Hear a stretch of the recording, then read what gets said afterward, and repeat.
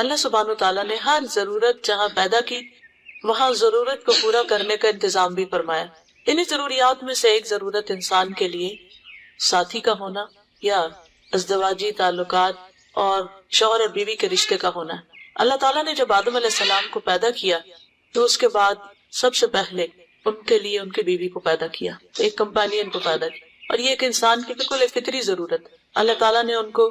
Girlfriend और boyfriend की शक्ल में पैदा नहीं किया, सिर्फ दो दोस्त नहीं बनाया, बल्कि उनके दरमियान शौहर और बीवी का रिश्ता कायम किया और इसी के साथ वो दुनिया में उतरे। यानी दुनिया में सिर्फ आदम अलैहिस्सलाम नहीं उतरे बल्कि उनके साथ हव्वा भी उतरी। और उस दिन से अल्लाह ताला ने दुनिया में फिर बहुत से लड़के और लड़कियां पैदा किए और फिर उनके दरमियान किस किस्म का ताल्लुक होना चाहिए, हर शरीयत में इसके मुताल्लिक वाज़ेह हिदायत दी गई। दोनों को एक दूसरे के लिए मोहब्बत और रहमत के रिश्ते में बांधा गया और मोहब्बत और रहमत का जरिया बनाया गया। जैसे कि सूरत रूम में आता है कि अल्लाह ताला की निशानियों में से मिन आयातिही अन खलक़ लकुम मिन अनफुसिकुम अज़वाजन लितस्कुनू इलैहा, कि उसकी निशानियों में से है कि उसने तुम्हारे लिए जोड़े पैदा किए ताकि तुम उनसे सुकून पाओ। तो शादी जो है ये बेसिकली अल्लाह सुब्हानहू तआला ने इंसान के लिए बाइसे सुकून बनाई। यानी शादी का असल मकसद क्या है कि हस्बैंड वाइफ एक दूसरे के लिए बाइसे सुकून हो। और वजअल बैनकुम मवद्दतन व रहमा, और उसने तुम्हारे दरमियान मोहब्बत और रहमत पैदा करे। इसी मोहब्बत और रहमत की वजह से इंसान जवानी के अलावा बुढ़ापे में भी एक दूसरे का बेहतरीन मददगार होता है। और ये दरअसल मतलूब है कि इस ताल्लुक के अंदर एक दूसरे के लिए सुकून भी हो, मोहब्बत भी हो, रहमत भी हो, एक दूसरे की केयर भी हो, एक दूसरे की जरूरियात का एहसास भी हो और उनको पूरा करने के लिए इंसान कुर्बानी करने वाला भी हो। इसीलिए हम देखते हैं कि हमारे दीन में शौहर और बीवी दोनों के कुछ हुकूक हैं और कुछ फराइज हैं। एक का फर्ज दूसरे का हक होता है और दूसरे का फर्ज पहले का हक होता है। और जब तक दोनों एक दूसरे के हुकूक ना दें और अपने फराइज पूरे ना करें, उस वक्त तक ये मोहब्बत और रहमत और सुकून और ये तमाम चीजें फिर नापैद होने लगती, जिसकी वजह से बहुत से लोग शादी की असल रूह को नहीं समझते और वो समझते कि सिर्फ हमें सुकून चाहिए, सिर्फ हमें मोहब्बत चाहिए, हमें दूसरे की रहमत या मर्सी चाहिए। जबकि अल्लाह ताला ने जाअल बैनकुम, तुम्हारे दरमियान इसको रखा, नहीं दो तरफा ताल्लुक है ये। और जब एक के अंदर इसमें से कोई कमी आती तो दूसरे की तरफ से भी बाज़-औक़ात कमी आने लगती है और बाज़-औक़ात वो कमी आते आते बिल्कुल सैचुरेशन पॉइंट पर रिश्ते पहुंच जाते हैं और ताल्लुक खत्म हो जाते हैं। तो इसलिए बहुत जरूरी है कि हम शादी से पहले जहाँ और बहुत तरह की तैयारियां करते हैं वहाँ इन हुकूक और फराइज की भी याद दहानी कर लें। असल में ये लेक्चर जो मैं देने वाली हूँ ये सुनना तो लड़के और लड़की को चाहिए, लेकिन वो दोनों इस वक्त मौजूद नहीं है, मगर उनकी वजह से एक सबब पैदा हो गया कि जो ऑलरेडी शादी के रिश्ते में परोए हुए हैं या शादी के रिश्ते में परोए जाने वाले हैं वो याद दहानी कर लें कि क्या वो अपने फराइज पूरे कर रहे हैं, क्योंकि हर एक को रिमाइंडर चाहिए होता है। सबसे पहले औरतों की जिम्मेदारियों के ऊपर बात करूंगी, फिर औरतों के हुकूक पे बात करूंगी। पहली बात ये है कि अल्लाह ताला ने ये जो हुकूक और फराइज रखे हैं इनके बारे में सवाल भी होगा, इनका हिसाब भी होगा, और इनके बारे में जब पूछ होगी तो इंसान की तरफ से अगर कोई कमी बेशी हुई, कोई कोताही हुई, तो जब तक दूसरा फरीक माफ नहीं करेगा उसको, उस वक्त तक वो माफ नहीं होंगे। खा वालिदैन और बच्चों के बीच में हुकूक और फराइज हो, या शौहर और बीवी के दरमियान हो, या दो नेबर्स के दरमियान हो, या कोई भी दो इंसानों के दरमियान। तो इसलिए ये सिर्फ जो कुछ इस वक्त बताने जा रही हूँ, मैं इसको इन्फॉर्मेशन या नॉलेज नहीं, ये चीजें हमारे ऊपर एक जिम्मेदारी की हैसियत रखती हैं और हम सबको इसकी रोशनी में अपने आप को परखना चाहिए, देखना चाहिए कि हम कहाँ पर खड़े। क्योंकि दुनिया में हम हो सकता है कि किसी भी अपने जोर की वजह से दूसरे का हक मार जाए या हक ना दे, दोनों में से जो फरीक कमजोर होता है वो आमतौर पर बाज़-औक़ात वो ज्यादती भी कर जाता है। तो ऐसी सूरत में इन तमाम चीजों से बचने के लिए जरूरी है कि इंसान इन फराइज को अपने रब की खातिर अदा करने वाला हो, ताकि वहां पर सुरखरू। बाज़-औक़ात इंसान को उसका हक नहीं मिलता, लेकिन इसको कंडीशन ना बना ले कि चूंकि मेरा हक नहीं मिल रहा इसलिए मैं दूसरे का हक नहीं दूंगा। अपना हक लेने की कोशिश करनी चाहिए, लेकिन इस तरीके पर नहीं कि इंसान दूसरे का हक ना दे और दूसरे पर जुल्म ढाने लगे। तो आइए हम देखते हैं कि हमारे ऊपर क्या फराइज आयद होते हैं और इन फराइज को अदा करने या इन हुकूक को अदा करने में हमारे लिए अल्लाह सुब्हानहू तआला के यहाँ क्या क्या फायदे हैं और दुनिया में भी हमें इससे क्या हासिल होता है। सबसे पहली बात यह है कि शौहर का हक अदा करना ईमान की हलावत का बायस है, यानी ये ईमान का एक हिस्सा है, इससे ईमान की मिठास हासिल होती है। अगर कोई औरत बहुत इबादत गुजार है,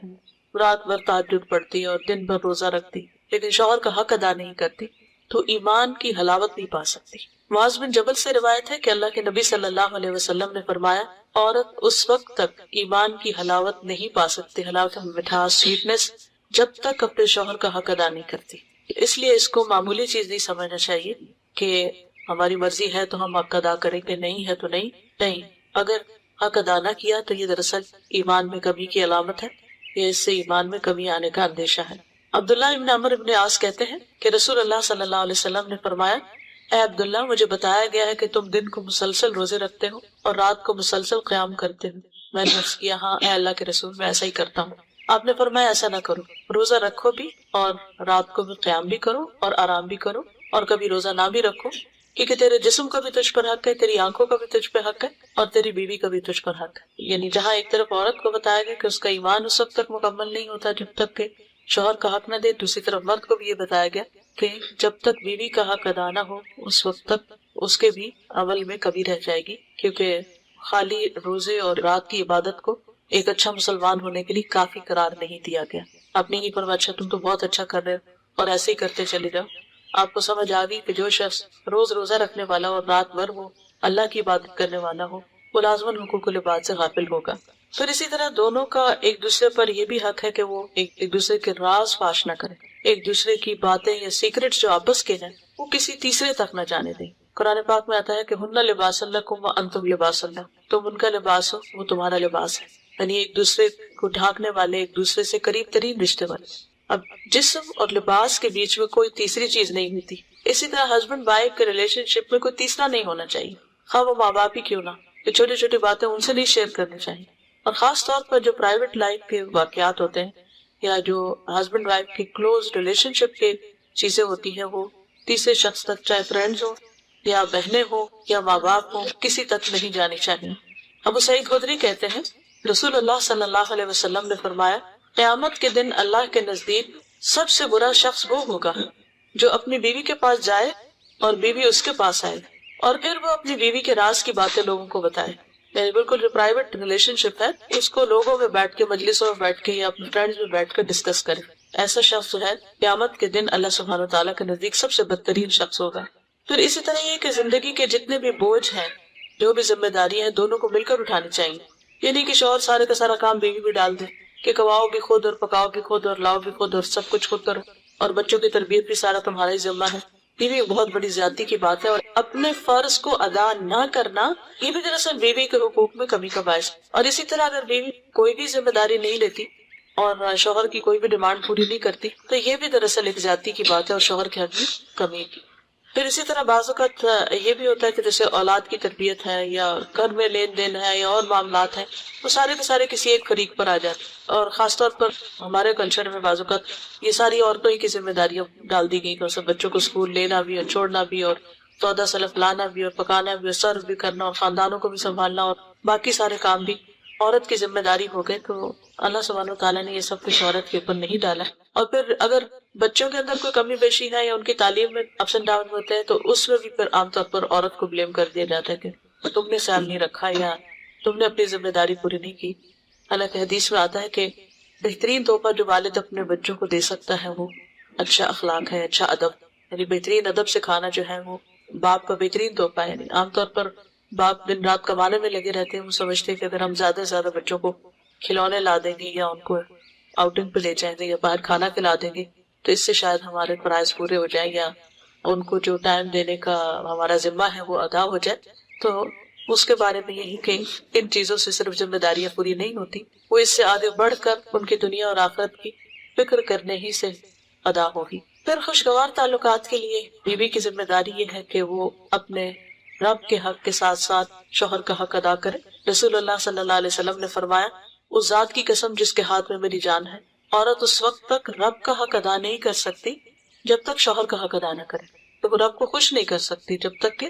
شوہر کو خوش نہ کرے۔ عورت اگر پالان پر سوار ہو، یہ اونٹ پر بیٹھی ہوئی ہو اور اس کا شوہر اسے بلائے تب بھی اسے انکار نہیں کرنا چاہیے، اس کی بات ماننی چاہیے۔ پھر اسی طرح شوہر کی عزت اور احترام بھی ضروری ہے۔ یہ سمجھا جاتا ہے کہ شاید یہ صرف پاکستانی کلچر ہے، یہ ہمارے معاشرے میں ہے، ایسا نہیں ہے۔ ہمارے دین نے ہمیں یہ سکھایا ہے کہ ٹھیک ہے کہ دونوں ایک دوسرے کے ساتھی ہیں، ایک دوسرے کے لیے سکون کا باعث ہے، لیکن اللہ تعالیٰ نے مرد کو ایک درجہ اوپر رکھا ہے۔ قرآن پاک میں وَلِلرِّجَالِ عَلَيْهِنَّ درجہ کہہ کے یعنی دونوں کے حقوق ہیں، عورتوں کے بھی حقوق ہیں، مردوں کے بھی حقوق ہیں، لیکن مردوں کا ایک درجہ زیادہ رکھا تاکہ گھر کا انتظام اور جو زندگی کا ایک سفر ہے وہ بہترین طریقے سے آرگنائز وے میں چلے، کیونکہ کوئی بھی آرگنائزیشن ایک ہیڈ کے بغیر نہیں چل سکتی، اور کسی بھی آرگنائزیشن میں اگر دو لوگوں کو برابر کا ہیڈ بنا دیا جائے تو بھی کام نہیں چلتا۔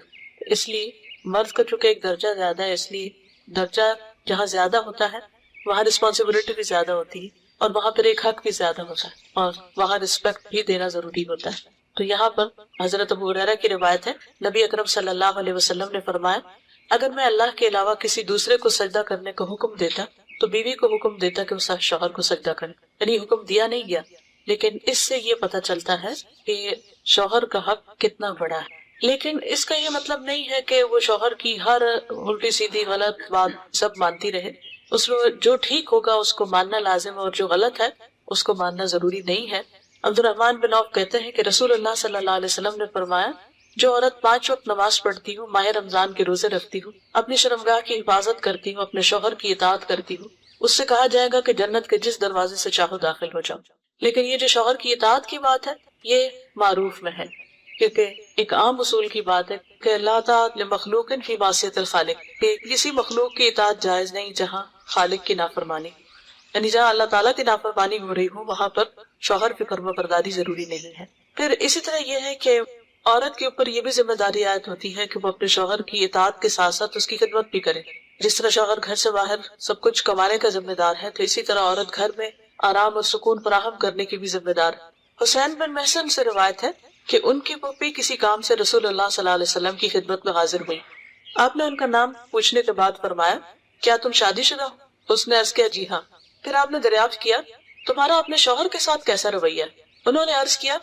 میں نے کبھی ان کی اطاعت اور خدمت میں کسر نہیں چھوڑی سوائے اس چیز کے جو میرے بس میں نہ ہو۔ آپ نے فرمایا، دیکھ لو تمہارا اس کی نظر میں کیا مقام ہے، کیونکہ وہی تمہاری جنت اور وہی تمہاری جہنم۔ یعنی ایک عورت کا اگر شوہر خوش ہے تو اس کے لیے جنت میں جانے کا راستہ ہموار ہو جاتا ہے اس سے۔ اور یہاں بھی آپ نے فرمایا وہی تمہاری جنت اور وہی تمہاری جہنم، مطلب یہ ہے کہ اگر وہ تم سے خوش نہیں، اور بجا طور پر ایک تو نا ناروا کے مطالبے، ایسی چیزیں جو عورت کے بس میں ہی نہ ہو یا اس کے لیے پاسبل ہی نہ ہو، تو وہ تو الگ ہے، لیکن جہاں جان بوجھ کر وہ حق پہ کبھی کرتی یا اس کو کچھ سمجھتی نہیں یا اس کے مقابلے میں دوسروں کو زیادہ اہمیت دیتی، تو یہ بات درست نہیں۔ تو آپ نے فرمایا وہی تمہاری جنت اور وہی تمہاری جہنم۔ پھر اسی طرح عورت کے اوپر یہ بھی لازم ہے کہ وہ اس طریقے پر رہے کہ شوہر دیکھے تو خوش ہو جائے، یعنی بیوی کا حال لیا، اس کا اٹھنا بیٹھنا، بات کرنے کا انداز، معاملہ کرنے کا انداز، یہ شوہر کے لیے ایک اٹریکشن کا باعث ہو، یہ بھی اس کے لیے اجر کی بات ہے۔ عبداللہ بن سلام کہتے ہیں رسول اللہ صلی اللہ علیہ وسلم نے فرمایا، بہترین بیوی وہ ہے جس کی طرف تم دیکھو تو وہ تمہیں خوش کر دے، جب تم کسی بات کا حکم دو تو وہ بات پوری کر دے، اور تمہاری عدم موجودگی میں تمہارے مال اور اپنی ذات کی حفاظت کرے، یعنی اپنی شرم و حیا کی بھی حفاظت کرے، اور گھر اور جو بھی اس کے کسٹڈی میں شوہر کا مال یا راز یا کوئی بھی چیز ہے ان سب کی بھی حفاظت کرنے والی۔ پھر اسی طرح یہ ہے کہ بولنے میں اچھی، رسول اللہ صلی اللہ علیہ وسلم نے فرمایا کنواری عورتوں سے نکاح کرو کہ وہ شیریں گفتار ہوتی، یعنی کہ ان کے بولنے میں مٹھاس ہوتی، اور تھوڑی چیز پر جلد خوش ہو جاتی، یعنی شکر گزار ہوتے، کیونکہ زیادہ دنیا نہیں دیکھی ہوتی اور مطالبے بھی کم ہوتے۔ اس لیے خصوصی طور پر بیوی کی حیثیت سے جو خوبی بیان کی گئی وہ یہ کہ شوہر کے ساتھ بات کرنے میں بھی اچھی ہو اور بہت زیادہ مطالبے کرنے والی نہ۔ پھر شوہر کے مال اور اپنے نفس کی حفاظت کرے، فالصالحات قانتات حافظات للغیب بما حفظ اللہ، نیک عورتیں وہ ہیں جو شوہروں کی فرما بردار ہیں اور ان کی غیر موجودگی میں اللہ کی حفاظت اور نگرانی میں ان کے حقوق کی حفاظت کرنے والی ہوں، یعنی صرف سامنے نہیں بلکہ ان کے پیچھے بھی ان کے حقوق کی حفاظت کرتی، یعنی شوہر کو چیٹ کرنے والی نہ ہو، دھوکہ دینے والی نہ ہو، یہ نہ ہو کہ شادی کہیں ہو اور غیر مردوں کے ساتھ تعلقات ہوں ویسے جیسے شوہر کے ساتھ ہوتے ہیں، یا کسی بھی قسم کی نگاہوں کی خیانت یا دل کی خیانت، تو ان چیزوں سے بھی بچنا چاہیے، چاہے کوئی انسان نہ بھی جانتا ہو، لیکن اللہ سبحانہ تعالیٰ کی نظر سے کوئی بھی نہیں چھپ سکتا۔ پھر اسی طرح یہ ہے کہ شوہر کو راضی کرنا ضروری ہے، رسول اللہ صلی اللہ علیہ وسلم نے اس بارے میں خاص طور پر عورت کو وارن کیا ہے، فرمایا کہ اس ذات کی قسم جس کے ہاتھ میں میری جان ہے، جب کوئی شخص اپنی بیوی کو بستر پر بلائے اور بیوی انکار کر دے تو وہ ذات جو آسمانوں میں ہے وہ ناراض رہتی، حتیٰ کہ اس کا شوہر اس سے راضی ہو جائے. تو اس لیے شوہر کے خاص حق کے بارے میں یہاں پر بات کی گئی ہے، اور اس سے انکار کرنا نہ صرف یہ کہ شوہر کی ناراضگی، تعلقات کی خرابی، بلکہ اللہ سبحانہ وتعالیٰ کی ناراضگی کا سبب بھی بنتا ہے. اور یہی ایک بہت بنیادی وجہ بنتی ہے بعض اوقات شوہر کو جب گھر میں سکون نہیں ملتا تو پھر وہ باہر تلاش کرنے لگتا ہے. پھر اسی طرح ابو ہریرہ کہتے ہیں کہ عرض کیا گیا، یعنی رسول اللہ صلی اللہ علیہ وسلم سے پوچھا گیا کہ یہ بتائیے کہ بہترین عورت کون سی ہے. آپ نے فرمایا جب اس کا شوہر اس کی طرف دیکھے تو اس کو خوش کر دے، جب کسی بات کا حکم دے تو اس کی بات مان لے، اور بات ماننے میں پھر وہی اصول رہے گا کہ کوئی غلط کام کرنے کا حکم نہ ہو. نیز عورت کی جان اور مال کے معاملے میں شوہر جس چیز کو ناپسند کرتا ہو اس میں اس کی مخالفت نہ کرے. یعنی اگر شوہر کو کسی خاص قسم کا لباس پسند ہے تو ایز لانگ ایز وہ شریعت کی حد کے اندر ہے تو عورت کو وہ پہننا چاہیے. اگر کہیں جانے کی بات ہے یا گھر کو کسی خاص انداز میں رکھنے یا کوئی شادی شدہ زندگی میں بہت سارے معاملات باہم ایک دوسرے کے ساتھ مل کے کیے جا رہے ہوتے ہیں، تو ایسی تمام چیزوں میں شوہر کے ساتھ تعاون اور اس کی مدد اور اس کو خوش کرنا جو ہے وہ لازم ہے. پھر اسی طرح ایک اور روایت میں آتا ہے کہ دو قسم کے لوگ ایسے ہیں کہ ان کی نمازیں ان کے سروں سے اوپر نہیں اٹھتی.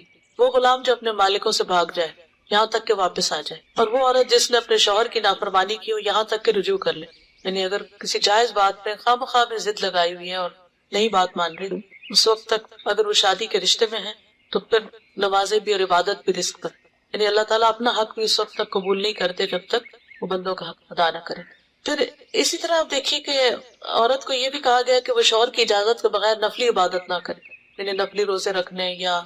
نفل پڑھنا وغیرہ. حدیث میں آتا ہے کہ عورت کے لیے اپنے شوہر کی موجودگی میں اس کی اجازت کے بغیر نفلی روزہ رکھنا جائز نہیں، اور نہ ہی اپنے شوہر کی اجازت کے بغیر کسی مرد کو گھر میں آنے کی اجازت ہے، کیونکہ اس سے بھی شکوک و شبہات پیدا ہوتے ہیں. پھر اسی طرح شوہر کے مال میں سے اس کی مرضی کے بغیر تحفہ یا صدقہ نہ کرے،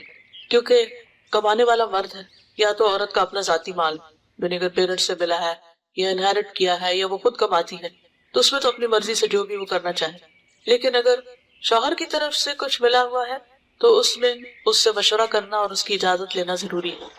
کیونکہ اصل مالک بہرحال شوہر ہے. اور بہت دفعہ گھروں میں جھگڑے اس وجہ سے پڑ جاتے ہیں کیونکہ ہسبینڈ جو ہے وہ بیوی کو اجازت نہیں دیتا اور بیوی اپنی مرضی سے اپنے میکے کو یا کسی اور کو کچھ دینا چاہتی ہے، اور ان معاملات میں اختلاف بعض اوقات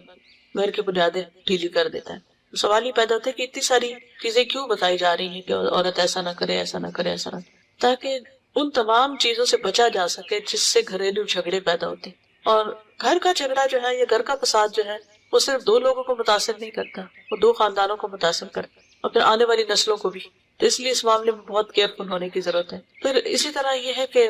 شوہر کی اجازت کے بغیر نامحرموں سے گفتگو سے بھی بچنا چاہیے. حضرت علی بن ابی طالب سے روایت ہے کہ رسول اللہ صلی اللہ علیہ وسلم نے خاوند کی اجازت کے بغیر عورتوں سے ان کے گھروں میں گفتگو سے منع کیا ہے. اگر